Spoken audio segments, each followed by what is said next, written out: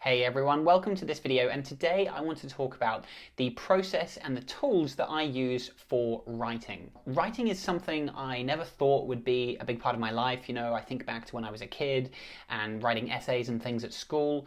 I think we can all relate to this. Writing has always been like something that we kind of roll our eyes at, and it's this like tedious thing, but actually writing is very important. You know, obviously I have my blog and my emails that I write. Actually, writing has become something that I very much enjoy now. And I bet if you thought about it, you would find that writing is actually a very important part of your job and your day-to-day life, in fact. For example, if you think about it, every time you have to write an email, you have to communicate your ideas. And if you can be a more effective writer, you can convince people of your way of thinking, you can sell your ideas more effectively, and obviously if you can be more efficient and communicate these ideas in as fewer words as possible, that is only a good thing. And so if we think about it, like, writing is essentially a skill in productivity. It's about communicating in an effective and an efficient way. Okay, now let's get into some of the tools that I use as part of my writing process. So it should come as no surprise that EVERNOTE is a big part of my writing process, but not for the actual writing. EVERNOTE is used more for the collection of resources and the things that I'm going to need to do my writing. So blog post ideas are all collected there, project outlines, all of the kind of reference material that I have. EVERNOTE is like my digital brain where I store all this material, all these ideas that's going to be drawn upon as part of the writing process. Now, I don't use EVERNOTE for writing blog posts because when it comes to copying content from EVERNOTE into WordPress, the formatting does not copy over very well. I don't understand why or the technicality behind this, but you end up having to kind of clear all the formatting and then reformatting it within WordPress. So I do not recommend EVERNOTE for writing for the web, whether that's on WordPress or any other kind of web client. Next up, we have ASANA. Now, ASANA is a really important part of my writing process, and you might be thinking, what does a task management app have to do with writing? Well, I actually have a project inside my ASANA account called Content Calendar, which is where I plan when I'm going to post different blog posts and podcasts and things like that. And in the task description, I actually jot down bullet points of the basic structure of the post that I'm going to write. So that's actually where the outline of my posts start. They start inside Asana.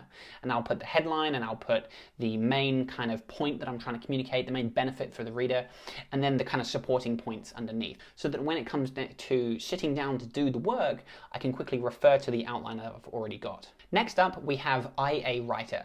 Now, this is a really great app, perfect for writing, and it's really the inspiration behind this post because I've been using it recently. It's gotten me enjoying writing so much that I want to write more and more and more, and I felt compelled to write this post. Now, IA Writer is a simple writing application, but it has a number of really great benefits. Firstly, it has a really good focus mode. So when you go into focus mode, it grays out all of the text you've already written and highlights the one sentence you're currently writing. And so you can really focus on just the sentence you're writing at that point in time. The reason I like this so much is because typically when I've been writing in the past, I'll edit as I go, which is kind of inefficient and slows me down. Whereas if I go into focus mode, it blurs out all the stuff I've already written. So it's much easier to just get the words onto the page, get the post drafted and written, and then I can come back to it later and edit in more detail. So I really like the focus. The second major benefit of IA Writer is it supports Markdown. Now, Markdown is a new concept I've only just become aware of. Maybe if you've done a lot of writing, you're familiar with Markdown already. For those that aren't, Markdown is basically a way of writing content for the web and formatting it for the web very using syntax kind of shortcuts to format everything very quickly. So, for example, you can use the little hashtag symbol next to some text to format it as an H1 tag, and an H1 is typically used as the heading of the post. And you can use a little star icon to create bullet points. And so it's very quick and easy to format your text how you want without having to take your hands off the keyboard and use the mouse.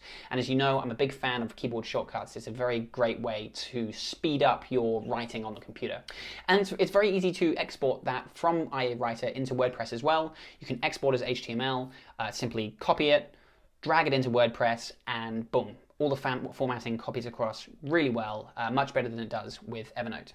Okay, next we come to iBooks Author, which is an app for the Mac.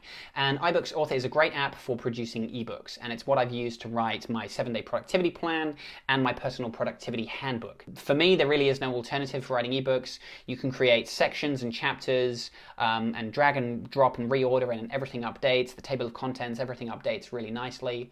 And because everything is tied together with design templates, it means if you edit the template, like for example the look and feel of a chapter page, it means it'll be updated everywhere on all your pages. So it's very easy to produce just very professional looking ebooks with a very consistent layout and design. And so iBooks Author is a fantastic app for writing long form content like ebooks, which you can then export to PDF and then upload to the web. Then we reach Pages for the Mac as well, another Mac app. Pages I don't use that much anymore, but it is still useful for producing documents that I want to share. So for example, all of my book summaries on my website are created inside Pages and then exported as PDFs. If I want to create cheat sheets, case studies, other materials that I want to share online, they all get made inside Pages, just because it's very easy to produce nice, simple documents, which I can then export as PDF and upload. And finally, the final tool I wanted to mention today was Grammarly.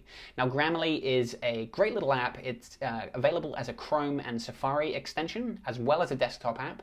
And Grammarly sits inside your browser, and as you're typing on the web, for example in WordPress, even in tweets and Facebook posts, it will proofread what you're writing. And it's not just a spell checker, it will actually proofread your content for grammatical errors as well. So if you're using kind of the wrong punctuation, or maybe the combination of words and things that you're using just doesn't make sense, I've never been a great kind of speller, or I miss some grammatical rules. And so Grammarly is great at picking those up, and you can very quickly edit those and correct those as you go. So it's a great little app. It sits in the background. It's awesome if you do some writing on the web. Generally what I'll do is I'll write my blog posts in IA Writer, I'll upload to WordPress on the web, and then because Grammarly sits inside the little WordPress Compose window, that's when it'll proofread all my stuff, and then I know that I'm good to go. And so that's it. That's a little rundown of the apps that I use for writing. I hope you enjoyed this video. As you know, I don't do too many videos, but let me know what you think. If you think I should do more videos, let me know. Thanks again one more time for watching, and let me know what tools and apps you recommend for writing. Thanks. Catch you next time.